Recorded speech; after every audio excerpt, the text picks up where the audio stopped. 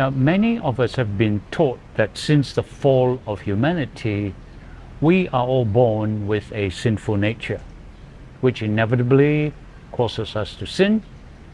And traditionally, sin has been defined as breaking God's laws, His rules, that is, and that He has put in place to test our obedience. And because God is just, we've been told that He must punish all unrepentant sinners with eternal death in hell. Now, at the same time, we are also taught that God is merciful and doesn't want to punish us. So to satisfy both justice and mercy, He directed the punishment meant for us onto His Son, Jesus. His sacrifice, or Jesus' sacrifice in this view, appeases God's justice, and this appeasement is then offered to us as grace, essentially a way to escape punishment. But you see, this understanding of God is flawed. It makes Him seem like a vengeful ruler, watching and waiting to catch people in disobedience so that He can send them to hell. Now, no wonder so many struggle to reconcile a supposedly loving God with one who demands punishment for even the smallest mistakes. But here's the truth. This is not the God of the Bible that we're talking about. God's justice isn't about retribution. It is about restoration. His laws aren't arbitrary rules with harsh penalties. They are life-giving principles designed for our well-being. Now, God is a God of order. When He created the universe, He did not do so randomly. He carefully designed everything to sustain life.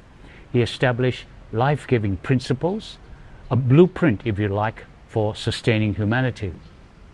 Now think about it. Oxygen levels on Earth must be precisely 21%. Even a tiny deviation and life would cease to exist. The gravitational pull between the sun and the planets must be perfectly balanced. A small change and we would either freeze or we would either burn. Now, these principles aren't rules enforced with threats. They are the very foundation of life itself. If we violate them, the natural consequence is destruction. Not because God is punishing us, but because life simply cannot exist outside these parameters. The same principle applies to God's moral and spiritual laws. Sin is not just about breaking imposed rules. It is living out of harmony with God's design for life. The natural consequence of living in opposition to these principles is death, but not as a punishment, but as an unavoidable outcome of separating from the source of life. You see that in Romans 6:23. Now, originally, humanity was created in perfect harmony with God. Our minds and characters were governed by love and trust, resulting in peace and contentment. But you see, when Adam and Eve believed the lies of the enemy and chose to distrust God, they severed their connection with Him. What happens? Well, love was replaced by fear, trust was replaced by selfishness, and indeed, harmony was replaced by discord. Now, this separation from God's design led to suffering and ultimately death, not because God was angry and inflicted punishment, but because stepping out of alignment with His life-giving principles naturally leads to destruction.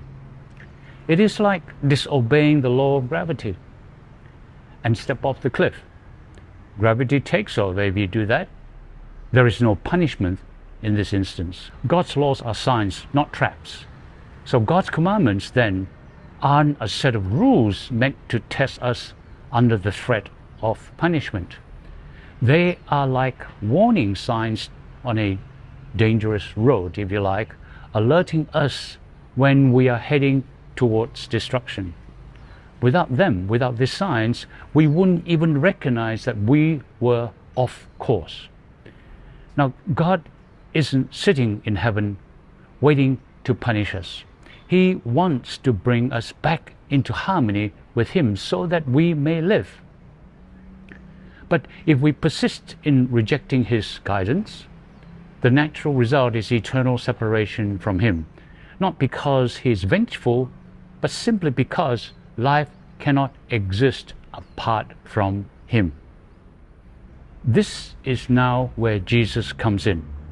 God didn't send Jesus to take our punishment because there never was a punishment by God in the first place.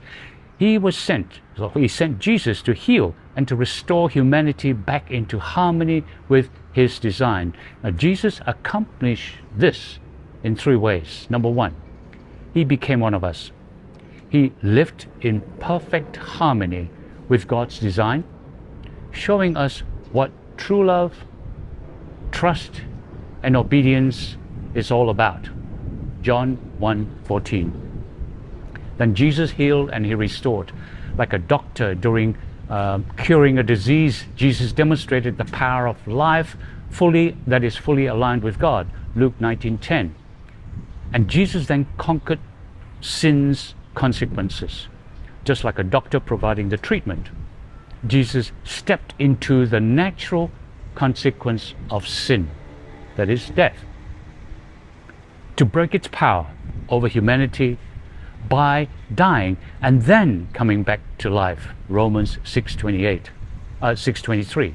So Jesus' resurrection proves that life in harmony with God triumphs over sin and death, opening the way for us to be restored. You see that in 1 Corinthians 15:22. So through Jesus we are not just forgiven, we are healed, transformed, and we are reconnected back to God's life-giving design. This is the true nature of God, not a God of wrath, but a God of love, whose sole mission is to restore His children back to life. So can you now understand there is no divine punishment here? Can you now see that death is but the natural consequence of rejecting God's life-giving designs? But in His love, God has provided a way back. This means He is not against us. He is for us. So, before I finish, I pray that this perspective helps us see the flaw in how we've been taught about the nature of God. With this truth, we can now see that the God of the Bible is not a God of wrath. He is but a God of pure, unrelenting love. Amen to that.